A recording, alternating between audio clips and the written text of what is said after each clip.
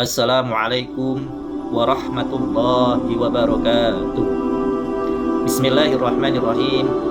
Alhamdulillah, alhamdulillah, alhamdulillahi rabbil alamin. Wassalatu wassalam ala sayyidina wa habibina wa maulana Muhammadin wa ala alihi wa ashabihi ajmain, amma ba'du. Pertama-tama di sini saya akan memperkenalkan diri saya, bahwasannya saya Dr. Agus Rifki Ridwan SAG MAG, dosen tetap Ilmu Al-Quran Tafsir Universitas Al-Quran Ittifaqiyah Indralaya, yang mana saya adalah peserta PKDP tahun 2026 PTP UIN Raden Fatah Palembang. Saya akan membahas tentang moderasi beragama, membangun kehidupan harmonis dalam bingkai kebinekaan. Moderasi beragama yaitu mewujudkan kerukunan, toleransi, dan persatuan bangsa. Yang mana di Indonesia banyak sekali agama, banyak sekali budaya. Toleransi beragama yaitu menghormati keyakinan orang lain, tidak menjelekkan agama lain, berarti menjaga ucapan, menghindari candaan yang menyinggung, dan menghormati perbedaan untuk menciptakan harmoni. Tidak memaksakan keyakinan. Setiap orang berhak memilih dan menjalankan agamanya sesuai kepercayaannya. Berkata dan menjaga perkataan dan perbuatan. Hindari ujaran kebencian, hoaks, dan diskriminasi yang dapat memicu konflik. Yang selanjutnya, menghargai perayaan keagamaan. Tidak menjelekkan agama orang lain, berarti menjaga ucapan, menghindari candaan yang menyinggung, dan menghormati perbedaan dan menciptakan harmoni. Mempererat persaudaraan antara umat beragama, yang mana keberagaman agama di Indonesia yaitu yang pertama Islam, terus Hindu, Buddha, Konghucu, Kristen, Katolik, dan itulah agama yang ada di Indonesia. Yang mana beragama di Indonesia, keberagaman agama, mengenal berbagai macam agama di Indonesia. Yang pertama yaitu agama Islam. Kitab sucinya adalah Al-Quran. Tempat ibadahnya adalah masjid atau musola. Hari rayanya Idul Fitri dan Idul Adha. Pemuka agamanya kiai, ulama, ustadz, habaib, tuan guru, dan lain sebagainya. Selanjutnya Hindu, yang kedua Hindu. Kitab sucinya Weda. Tempat ibadahnya Pura. Hari rayanya Nyepi dan Galungan. Pemuka agamanya adalah Pedanda, Pandita, Sulinggi. Nah, yang ketiga adalah Kristen. Kristen kitab sucinya adalah Injil Alkitab. Tempat ibadahnya gereja. Hari rayanya Natal dan Paskah. Pemuka agamanya pendeta, biarawan, biarawati. Yang keempat Buddha. Yang kitab sucinya Tripitaka. Tempat ibadahnya adalah wihara. Hari rayanya adalah Waisak. Pemuka agamanya adalah Pandita, Bante, Biksu atau Biksuni. Yang selanjutnya yang kelima adalah Katolik. Katolik adalah kitab sucinya Injil, kitabnya Alkitab. Tempat ibadah gereja. Hari rayanya Natal dan Paskah. Pemuka agamanya Romo, Paus, Uskup, biarawan atau biarawati. Yang keenam Konghucu. Kitab sucinya adalah Sisu Ujing. Tempat ibadahnya adalah Kelenteng. Hari rayanya ada Imlek. Pemuka agama Zanglao, Guisi, Wensi, Jiaoxing. Nah, mengapa? Ketika ada pertanyaan mengapa moderasi beragama penting? Nah, yang pertama, Indonesia merupakan negara yang majemuk. Yang kedua, terdapat beragam agama, suku, budaya, dan bahasa. Yang ketiga, perbedaan dapat menjadi kekuatan atau sumber konflik. Yang keempat, moderasi beragama menjadi jalan tengah untuk menjaga persatuan bangsa. Ada sebuah dalil dalam Al-Quran. A'udzubillahi minasyaitonirrajim. Bismillahirrahmanirrahim. Ya ayyuhan nasu inna khalaqnakum min dzakarin wa unsa wa ja'alnakum syu'uban wa qabaila lita'arafu.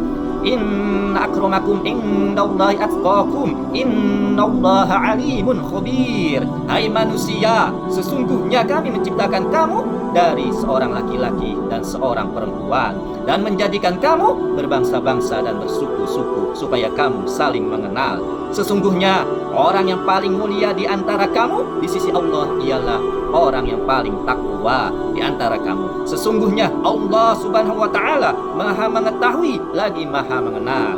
Yang mana definisi moderasi beragama, yaitu moderasi beragama adalah cara pandang, sikap, dan praktik beragama yang mengambil posisi tengah, tidak ekstrim ke kanan, tidak ekstrim ke kiri, yang mana beliau itu adalah moderasi agama adalah kata kuncinya yang pertama tawasud. Tawasudnya itu jalan tengah. Yang kedua tawazun, seimbang. Yang ketiga i'tidal, adil. Yang keempat tasamuh, toleran. Nah, ada sebuah dalil dalam Al-Quran.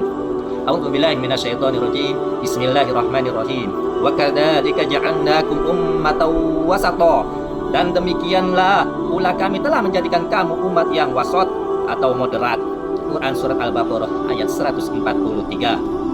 Makna umat wasat yang pertama adil, yang kedua seimbang, yang ketiga tidak berlebihan, yang keempat menjadi teladan bagi umat manusia.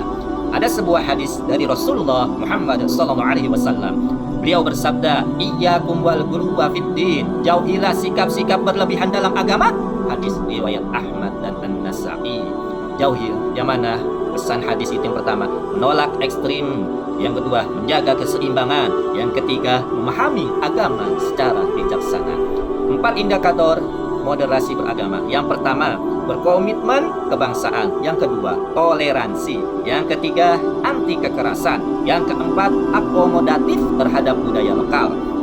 Yang mana ada komitmen kebangsaan. Bentuk implementasi komitmen yang pertama menghormati Pancasila, yang kedua menjaga NKRI, yang ketiga menghormati Undang-Undang Dasar 1945, yang keempat menjaga persatuan bangsa. Ada sebuah dalil dalam Al-Quran. A'udzubillahi minasyaitonirrajim. Bismillahirrahmanirrahim. Ati'ullaha wa ati'ur rasula wa ulil amri minkum. Taatilah Allah subhanahu wa ta'ala dan taatilah Rasulullah Muhammad sallallahu alaihi wasallam dan ulil amri di antara kamu. Yang mana poin toleransi tasamuh, yaitu memiliki arti menghormati hak orang lain dalam menjalankan keyakinannya tanpa mengganggu akidah sendiri. Ada sebuah dalil. A'udzubillahi minasyaitonirrajim. Bismillahirrahmanirrahim. Lakum dinukum waliyadin. Untukmu agamamu dan untukku agamaku. Quran surat Al-Kafirun ayat 6. Poin selanjutnya yaitu anti kekerasan. Islam agama rahmat. Ada sebuah dalil. A'udzubillahi minasyaitonirrajim. Bismillahirrahmanirrahim. Wa ma arsalnaka illa rahmatan lil alamin. Kami tidak mengutus engkau melainkan sebagai rahmat bagi seluruh alam. Quran surat Al-Anbiya ayat 107. Implementasi itu ayat yang tadi, yang pertama menolak radikalisme, yang kedua menolak terorisme, yang ketiga menyelesaikan masalah melalui dialog. Poin yang selanjutnya yaitu akomodatif terhadap budaya lokal. Prinsip Islam yang mana yang pertama tradisi gotong royong, yang kedua musyawarah, yang ketiga sedekah kampung, yang keempat kearifan lokal yang tidak bertentangan dengan syariat. Poin selanjutnya tantangan moderasi beragama. Tantangan era digital. Yang pertama itu adalah hoaks keagamaan, yang kedua ujaran kebencian, yang ketiga polarisasi sosial, yang keempat fanatisme kelompok, yang kelima penyebaran paham ekstrim melalui media sosial. Poin selanjutnya itu peran generasi muda, generasi moderat. Yang pertama bijak bermedia sosial, yang kedua menghormati perbedaan, yang ketiga menjaga persatuan, yang keempat menjadi agen perdamaian. Moto yaitu beragama dengan ilmu, berdakwah dengan hikmah, bersosial dengan akhlak. Kisah teladan Rasulullah Muhammad SAW di Piagam Madinah, bahwasanya Nabi Muhammad SAW membangun masyarakat yang terdiri dari Muslim, Yahudi, dan berbagai suku Arab. Semua hidup berdampingan dalam prinsip keadilan, perdamaian, kerjasama sosial. Moderasi beragama dalam kehidupan di sehari-hari kita, yang pertama menghargai perbedaan pendapat, berdiskusi secara ilmiah, menolak intoleransi, yang selanjutnya mengedepankan akhlak dan etika akademik.